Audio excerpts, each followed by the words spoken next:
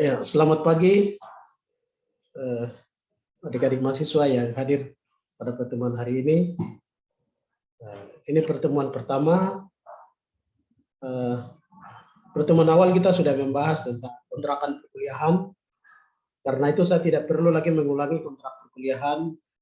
Karena kontrak perkuliahan kita sudah menjelaskan bahwa ada beberapa penilaian dari masing-masing dosen.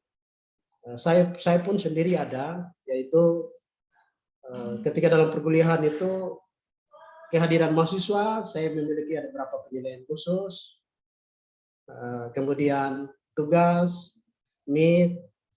Ketika saya bahas di dalam Simakat SK Potnoma itu secara global, yaitu kehadiran, ujian akhir semester, ujian tengah semester, tugas. Nah, itu ada masing-masing penilaian. Jadi saya tidak perlu lagi mengulangi dengan pembahasan atau mata kuliah awal.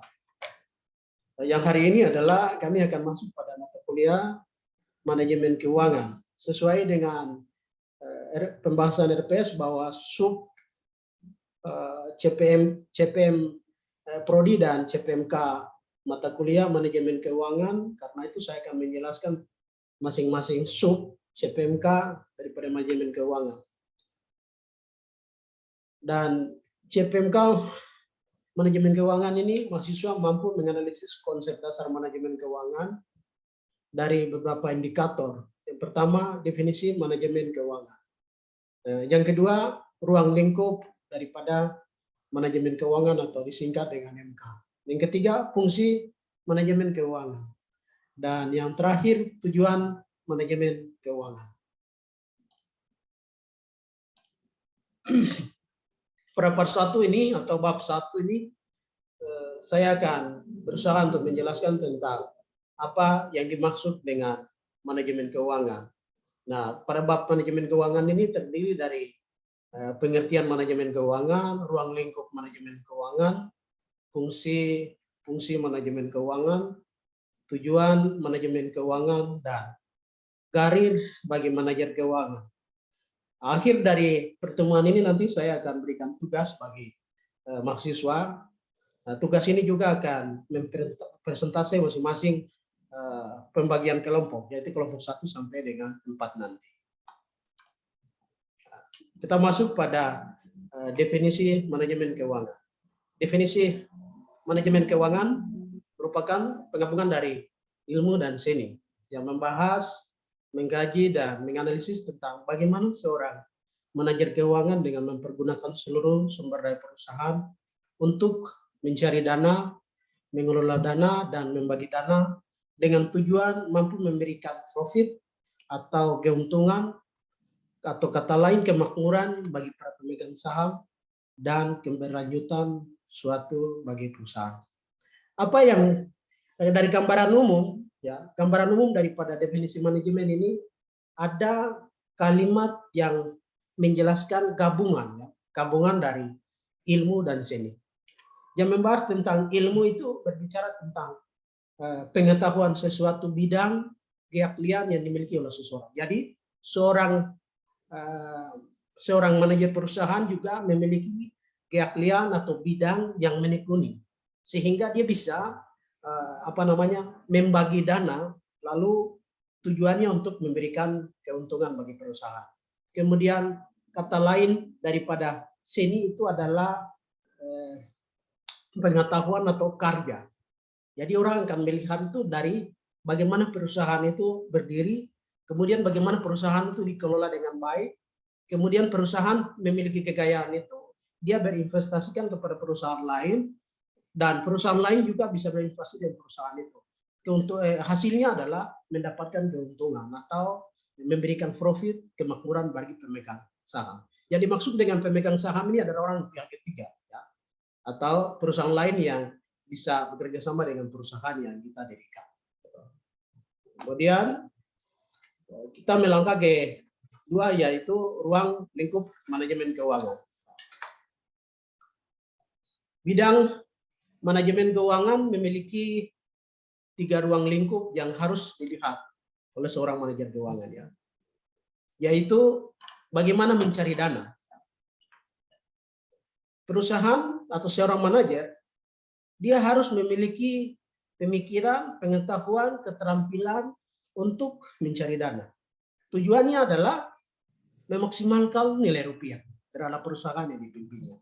Yang kedua adalah bagaimana dana yang telah diperoleh seorang manajer mengelola. Tujuannya sama ya, untuk meningkatkan kemakmuran bagi perusahaan. Yang ketiga adalah membagi dana. Bagi dananya kemana?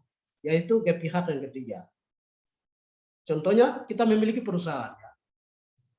Kita memiliki perusahaan, kita bekerja sama dengan perusahaan yang ketiga. Lalu dia menanam sahamnya ke kita. Nah, saham itu bagaimana seorang manajer membagikan kekayaan dimiliki oleh perusahaan itu. Nah, itu yang disebut dengan bagaimana seorang manajer itu membagikan dana. Itu daripada ruang lingkup, ya, gambaran dari ruang lingkup manajemen keuangan. Yang berikut itu adalah yang ketiga, itu fungsi manajemen keuangan. Beda ya, fungsi dengan ruang lingkup. Nah, fungsi ini dia menjelaskan tentang manajemen keuangan berfungsi sebagai pedoman ya bagi manajer perusahaan dalam setiap pengambilan keputusan. Pedoman itu artinya dia memiliki konsep, dia memiliki aturan SOP yang jelas tentang gambaran perusahaan itu. Jadi dia mau melakukan penanaman modal ke perusahaan asing maupun perusahaan dalam internal sendiri, dia harus punya pedoman, dia harus punya pegangan. Karena seorang manajer itu dia harus memiliki SOP atau pegangan tersendiri. Supaya ketika dia mengambil kebijakan itu tidak semena-mena lalu menggunakan dana lalu memberikan kepada pihak ketiga tetapi tidak punya pedoman yang jelas, maka perusahaan tersebut akan bangkrut. Karena itu seorang manajer itu harus memiliki pedoman yang lengkap. Lalu seorang manajer bagaimana menggunakan dana tersebut? Kalau dia sudah menggunakan dana dari pihak internal maupun dalam, maka dia juga punya pedoman sendiri untuk mencari dana. Jadi fungsi manajemen keuangan itu berbicara tentang bagaimana seorang manajer dalam pengambilan keputusan yang dilakukan ada dua hal. Menggunakan dana, mencari dana.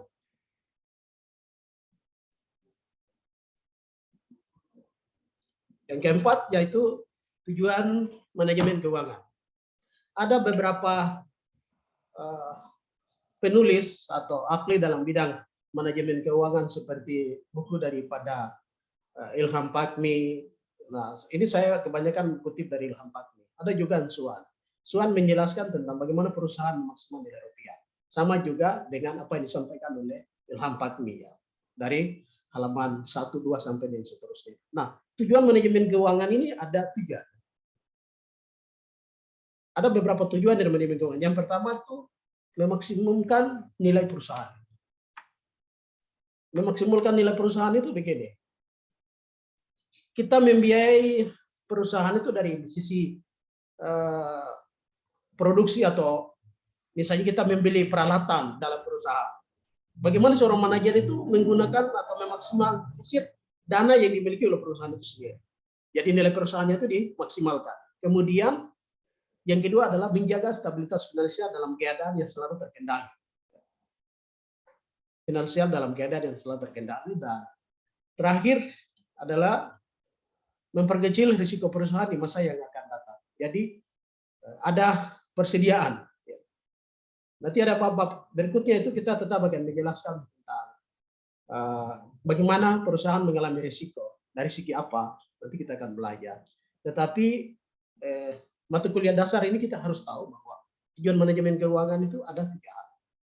Yaitu memaksimalkan nilai perusahaan, menjaga stabilitas finansial dalam keadaan yang selalu terkendali, dan memperkecil risiko perusahaan di masa yang akan datang. Yang kelima, yaitu Garir sebagai manajer keuangan. Ada kalimat atau Garir itu berbicara tentang bagaimana manajer memiliki kepekaan atau memiliki keahlian di bidang yang dia tekuni. Jadi dalam konteks Garir ini akan mempengaruhi seseorang memiliki jalur mempelajari keuangan dan berkeinginan menjadi manajer keuangan. Jadi seorang manajer keuangan itu memiliki tanggung jawab yang lebih besar atau lebih kompleks, terutama dia bertugas untuk menjamin kondisi keuangan perusahaan selalu berada dalam keadaan yang sehat. Jadi kami tahu bahwa perusahaan didirikan adalah mendapatkan keuntungan atau profit, ya kami profit atau keuntungan atau laba ya. Nah, karena itu garis seorang manajer itu terutama bertugas untuk menjamin kondisi keuangan perusahaan selalu berada dalam keadaan sehat.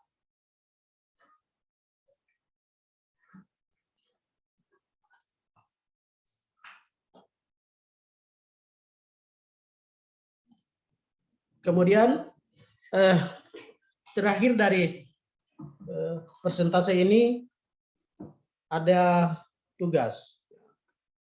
Sesuai dengan pertemuan awal, saya sudah sampaikan bahwa setiap pembahasan materi pasti ada tugas. Nah, tugas kelompok itu sesuai dengan kami sudah buat kelompok 1 sampai dengan 4. Wajib untuk dipresentasikan minggu depan. Jadi ketika selesai kuliah ini, mohon untuk mahasiswa membuat bikin di Zoom ya siapa ketuanya, lalu masing-masing kelompok itu akan mempresentasikan dengan masing-masing anggota. Karena itu selesai dari materi ini nanti diharapkan kepada mahasiswa untuk membuat persentase. Persentase itu terserah ya, terserah nanti bikin kelompok persentase dalam bentuk makalah dari halaman berapa sampai berapa. Yang penting tidak keluar daripada soal yang ada. Kemudian jangan lupa bahwa soal ini saya akan kontrol di Google apakah kutipan mahasiswa ini ambil di Google atau buku, dan saya akan tahu. Jadi mohon kerjasama dari kelompok masing-masing untuk harus aktif. Kemudian diskusikan dari masing-masing kelompok itu diskusi sebelum presentasi supaya ketika tugas yang saya berikan ini kalian bisa pahami, kalian bisa bekerja sendiri.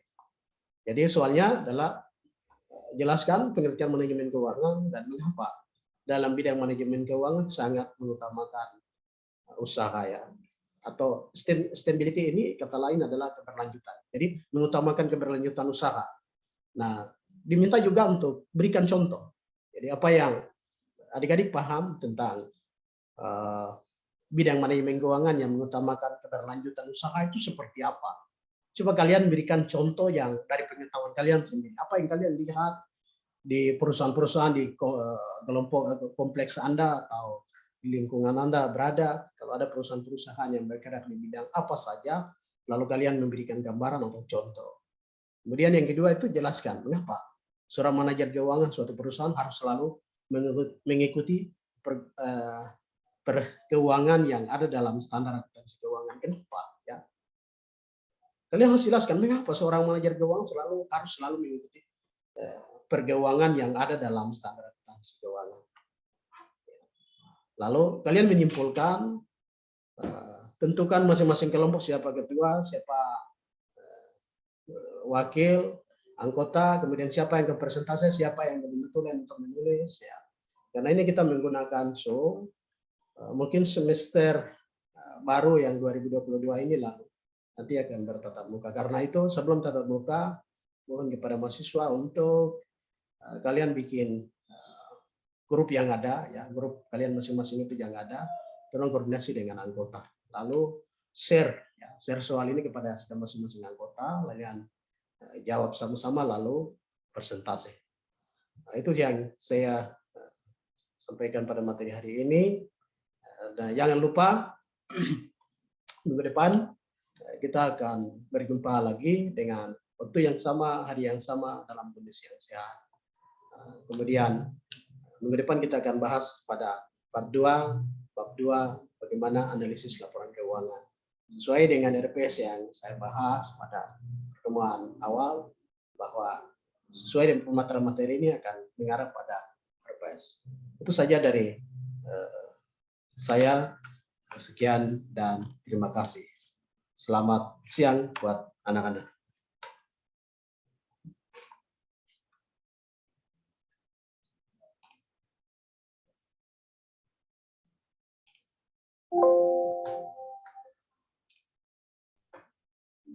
Bapak sudah kan?